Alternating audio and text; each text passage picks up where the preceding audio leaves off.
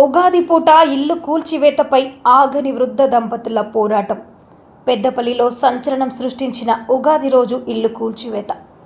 High court మెట్లెక్కిన Devarakonda Satyanarayana దంపతులు. పరిషన్లో పడ్డ పెద్దపల్లి పెద్ద మనిషి. పట్టపగలు కోర్టు ఆర్డర్ అంటూ ఉగాది పండుగ పూట ఇల్లు కూల్చివేసిన ఘటన అప్పట్లో పెద్దపల్లి జిల్లా కేంద్రం భూమ్నగర్లో సంచలనం సృష్టించింది.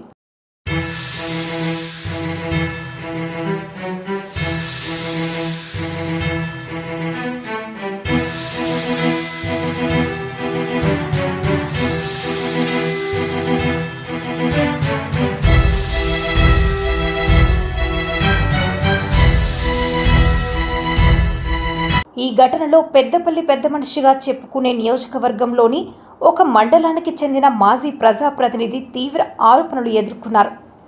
ఆ ఇల్లు నేలమట్టమై రోడ్డున పడ్డా సత్యనారాయణ దంపతుల కుటుంబం మాత్రం తమ పోరాటాన్ని వీడలేదు.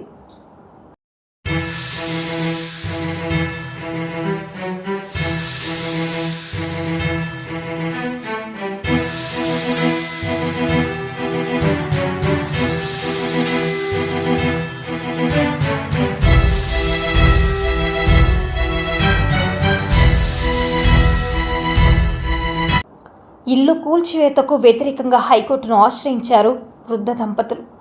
ఈ కేసును విచారణకు స్వీకరించిన హైకోర్టు ప్రత్యర్థి వర్గానికి సమన్లు జారీ చేసినట్టు తెలుస్తుంది. అయితే వారు సమన్లు అందుకోకపోవడంతో పత్రికా ప్రకటన విడుదల చేశారు.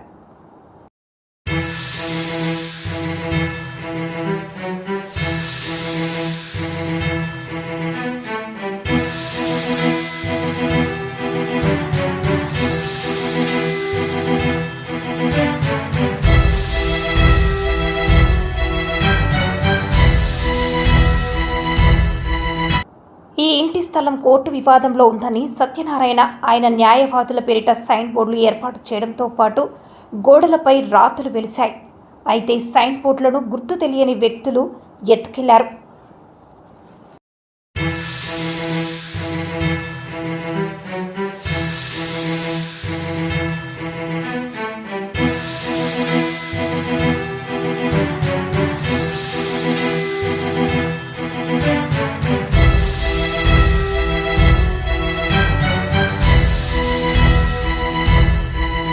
పెద్దపల్లి పట్టణంలోని భూమ్నగర్లో గల దేవరకొండ సత్యనారాయణ భవనం, ఆయన సోదరుడు నరసింహాచారి ఇంటి స్థలంపై గత కొన్నేళ్లుగా వివాదం కోర్టులో ఉంది.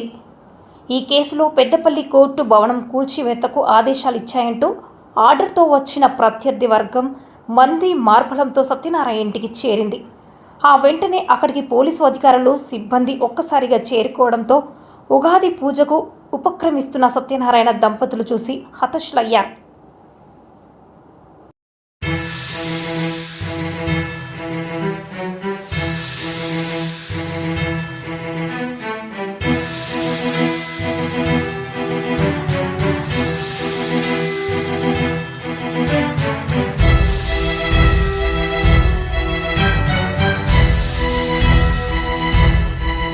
అనంతరం జేసీబీతో భవనం కూల్చడం మొదలుపెట్టారు.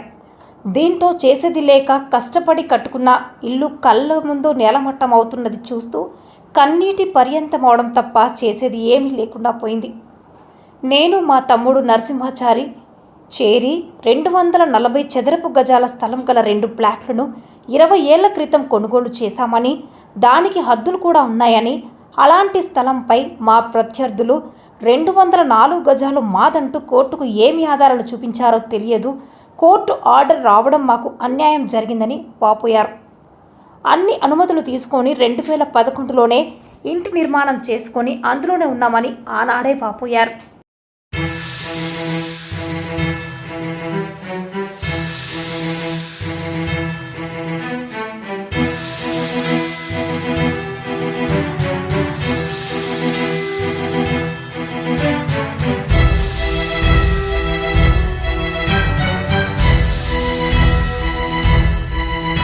ఈ సంఘటనలో రాజకీయ నేతల ప్రమేయంతో పాటు వివాదానికి సంబంధం లేని వారు దర్శనమివ్వడం అప్పట్లో పెద్దపల్లి పట్టణంలో చర్చనీయాంశంగా మారింది.